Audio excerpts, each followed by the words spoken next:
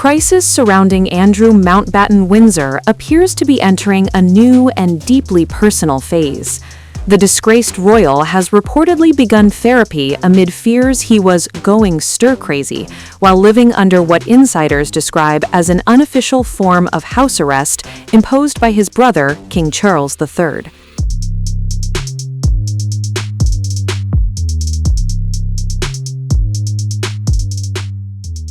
Sources tell RadarOnline that Andrew has retreated from public life to a remote property on the Sandringham Estate, where strict security measures and isolation are now part of his daily life.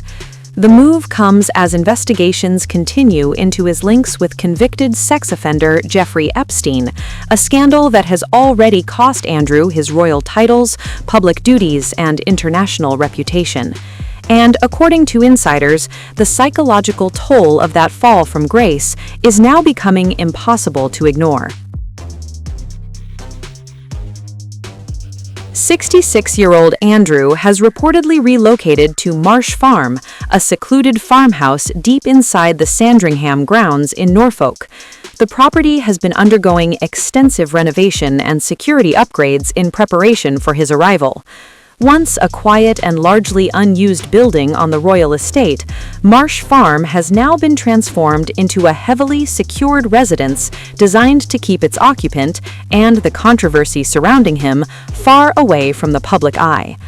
According to palace insiders, as per the report, Andrew's move there is part of a broader strategy by royal advisors to shield the monarchy from further damage.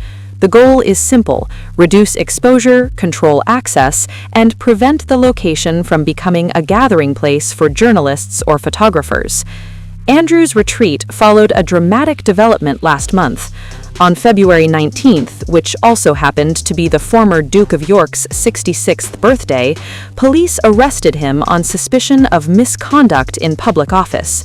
The allegations relate to claims that Andrew may have shared sensitive information with Epstein during his time serving as the United Kingdom's trade envoy. Police reportedly detained him for nearly 12 hours before releasing him without charge. However, the investigation remains ongoing. The scandal is just the latest chapter in a saga that has haunted Andrew for years. Epstein, who maintained connections with powerful figures around the world, died in 2019 while awaiting trial in New York City. His death did little to quiet the controversies surrounding the people associated with him, including Andrew.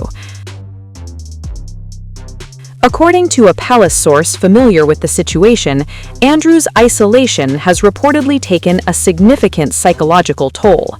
The insider claims the former royal recently began therapy after concerns grew about his mental health while confined to life inside the estate. The source explained that Andrew is now working with a counselor who specializes in helping high-profile individuals cope with intense public scrutiny. For someone who once traveled the world representing Britain and attending royal events, the sudden loss of public life has reportedly been difficult to handle.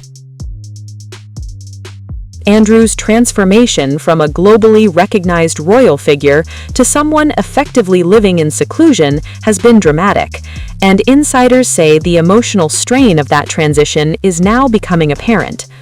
Royal insiders describe Andrew's living situation as a form of informal house arrest. There is no legal order forcing him to stay on the Sandringham estate, but according to palace sources, the message from the king is unmistakably clear.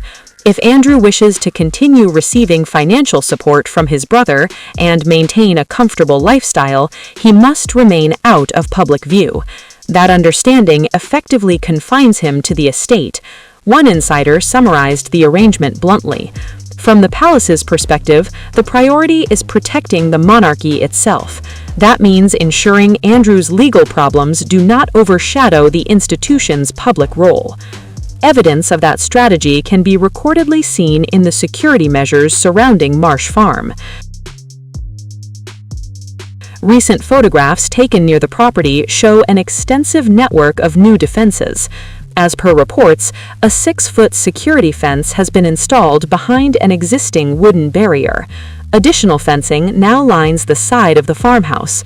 The property is also equipped with CCTV cameras and powerful outdoor lighting. Airspace above the estate has reportedly been restricted as well, preventing drones or helicopters from easily capturing images. Signs posted near the property warn visitors not to approach.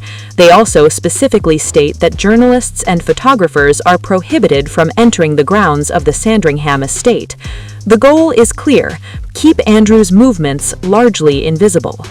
Behind the scenes, palace advisors reportedly see Andrew's isolation as a necessary step to protect the monarchy's reputation.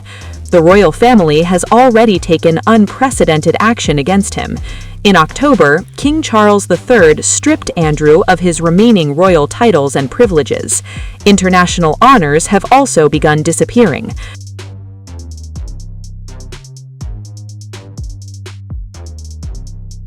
Most recently, Andrew returned the Order of St. Olav, a prestigious award he had held since 1988. The decoration had originally been presented during the reign of King Olaf V. The Norwegian palace confirmed Andrew chose to return the honor, though no official explanation was given. Taken together, these developments illustrate how dramatically Andrew's standing has changed. For decades, Andrew had been one of the most prominent members of the royal family. As the younger brother of the king, he carried out official duties, represented the United Kingdom overseas, and held influential roles in diplomacy and trade. His position as trade envoy once placed him in close contact with business leaders, political figures, and international elites. But the Epstein scandal changed everything. Public outrage and mounting scrutiny forced the palace to remove Andrew from royal duties. The stripping of his titles was an extraordinary step rarely taken in modern royal history, and the latest developments suggest the consequences are far from over. Today, Andrew Mountbatten-Windsor's life looks dramatically different from the one he once lived.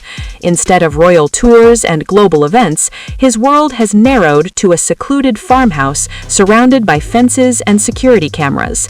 Inside those walls, he is reportedly trying to navigate therapy, isolation, and the ongoing legal scrutiny that continues to shadow him.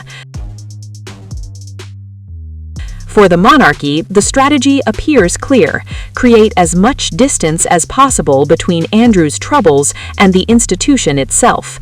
But as investigations continue and public attention remains intense, one question still hangs over the royal family: whether this retreat into isolation will truly contain the scandal or merely mark another chapter in one of the monarchy's most damaging controversies.